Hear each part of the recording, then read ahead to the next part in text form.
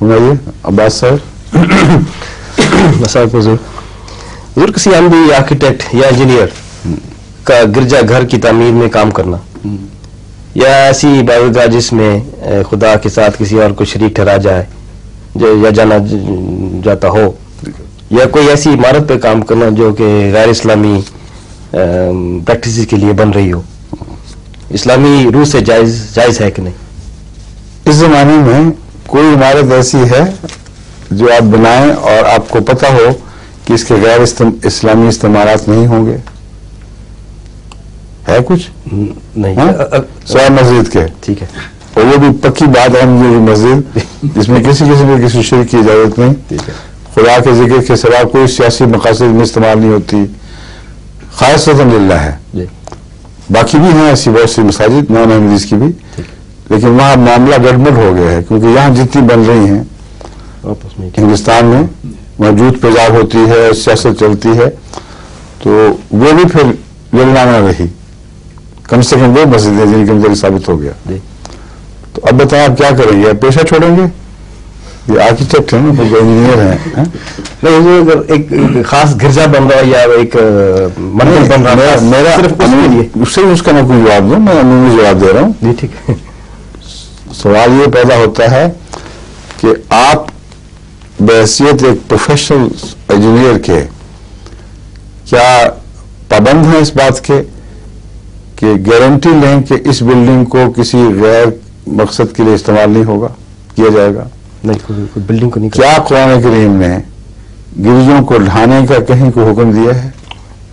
ٹھیک ہے, اس لیے کہ اس پہلو کی ذمہ داری ان لوگوں کی ہے جو مالک ہیں. آپ کو انہوں نے نوکر رکھا ہے ایک ڈیزائن کے لیے, آپ کا اس سے کیا تعلق ہے؟ اب ہوٹل میں کئی جگہ احمدی سرو کرتے ہیں, شراب بھی ہوتی ہے, دوسری چیزیں بھی ہوتی ہیں, اور وہ جو سرو کر کے اپنی حلال کی کمائی کھاتے ہیں وہ عموماً ایسی چیزوں کو استعمال کرنے سے پرہیز کرتے ہوئے کہہ دیتے ہیں ان کو. کئی مجھے احمد نے بتایا کہ ہماری سروس لگاؤ کیشیئر کی, دوسری چیزوں کی, لیکن ہم اس غلیظ چیز کو خود ہینڈل نہیں کریں گے. مگر جو رزق ان کو ملتا ہے وہ اسی وسیلے سے آ رہا ہوتا ہے.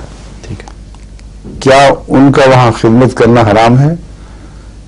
بینکنگ سراسر سود پر مبنی ہے, نظام بینکنگ, یعنی سود اور نظام بینکنگ کو الگ نہیں کیا جا سکتا. دوسرے بھی اس میں تجارت کے اموال آتے ہیں, مگر سراسر سے مراد یہ ہے کہ ان کا وہ تعلق جو ہے وہ اٹل اور اٹوٹ ہے. اور کتنے ہمارے احمدی بینک میں مینیجر بنے ہوئے ہیں, کیا ان کی کمائی حرام کی ہے؟ اگر آپ نے اس طرح دوسروں کی ملکیت میں دخل دے کر ان کی ذمہ داری خود قبول کرنی شروع کر دی تو زندہ رہ نہیں سکتے. اس معاشرے میں, اس دور میں وہ کام ایک ہی رستہ رہ جاتا ہے, مصیبت یہ وہ بھی حرام, خودکشی. اب دونوں میں سے کدھر جائیں گے؟ ایک طرف لوگوں کی ملکیتوں کی, ان کی نیتوں کی ذمہ داری خام خواہ اپنے اوپر لے بیٹھے, سہیل لی اپنے اوپر, اور سب چیزوں سے جب کنارہ کشی شروع کریں گے یہ توہمات بڑھتے چلے جائیں گے, تو آخری بات یہ رہے گی کہ آپ کو یہاں زندہ رہنے کا کوئی حق نہیں رہا. تجارت کریں گے وہاں بھی بینک رستے میں آ جائے گا, جس سے سودے کریں گے کئی اس میں اسٹور والے سارے بئی بان کہیں ہوں گے, کئی پاکستان میں تو اور دوسرے ملکوں میں اور بھی کئی قسم کے کام ہوتے ہیں, تو پھر صرف خودکشی باقی رہے گی نا. اس کا جواب بتائیں کیا ہے؟